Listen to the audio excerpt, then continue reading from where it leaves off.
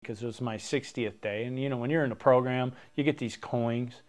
And I never took any coins because I wanted the year coins. I didn't want the monthly coins, but I was excited because it was 60 days just so I could call my sponsor and say, hey, I got 60 days, man. I got up after 8 o'clock and I was on the computer typing the office because as I said earlier, we were supposed to clean the office. Well, I didn't get up. We had to get up to clean the office early and I didn't. So it was right before 8:30 and Rick had gone outside. I go out to get on my bike and I open the garage and then Rusty's laying on the garage floor. And my first thought was, man, he's drunk. I was pissed. So I shut the garage door and I started walking back in the house.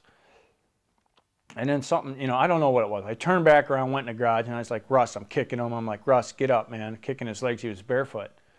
And he wasn't moving, you know. And I'm like, you know, what the fuck, man? Kicking him. And I went down, and I was like, Russ, come on. I grabbed his arm, and his arm was ice cold. And, you know, that, I can't even describe. Right then I knew something was wrong. You know, the feeling, everything went out of me, man. And I dropped to my knees and I grabbed his head. And when I spun his head around, his eyes were wide open. And I knew he was dead. He didn't have no pulse. All of a sudden, he ran in the house and he was just shaking and his face was just totally, you know, eyes were huge and he was just like, just couldn't even form his words. He was handing me his phone, like holding the phone out. And I'm screaming, call 911, call 911. He's gone. He's gone. He's gone. He's gone. And call 911, he's gone. Or, you know, he just kept saying he's gone. Amy was sitting in there and she didn't know what the hell I was talking about. She goes, who's gone? What are you talking about? Rusty, he's gone. Call 911. I thought he took the car and he was gone and he took our car without asking.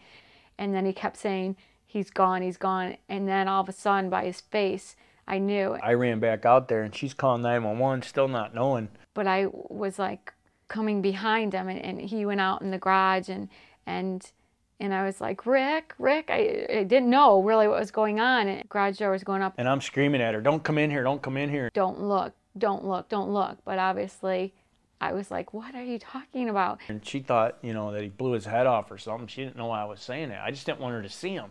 And then so I was standing back and he was in the garage and I was standing by the back door kind of jumping up and down going like what and I was kind of like jumping and then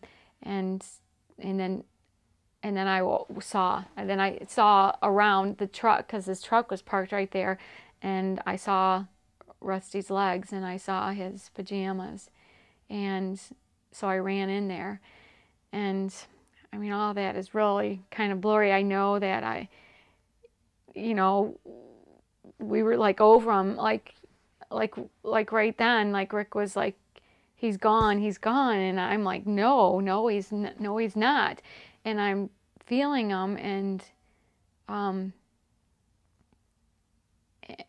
he was cold, but I was like, I said, no, we got to do CPR. I started doing CPR on him.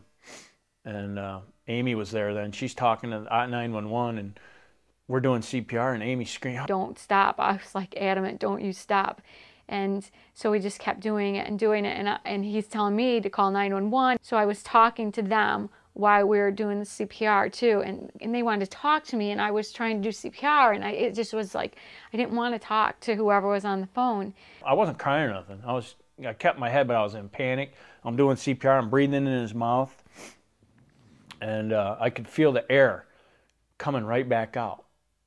You know, I don't know if you ever did CPR on somebody, but I didn't know that was. I was holding his nose and breathing. I thought he was breathing. And Amy's like, he's got goosebumps. He's getting goosebumps. I don't know what it was, but he did. He had bumps on his body, and I told Rick that he did. I said, he's got goosebumps. Keep doing it. Keep doing it.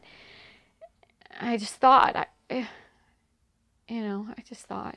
So I'm like, come on, buddy, you know, and then the whole thought of him being dead was gone. I was like, I got it, you know, and we're doing CPR, and then the cops come. And the police just are walking up the driveway. And the weird thing is they just walked.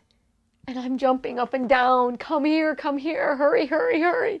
Help him. I don't know. You get so annoyed because you want people to work as fast as you. And the cop's like, you want me to do it? And I'm like, you know, pushing her away, and I'm just trying to get them to come back. And she took over because the ambulance was coming. And I ran out in the street, you know, make sure they knew where we were at. And then when I came back, she's like, he's gone.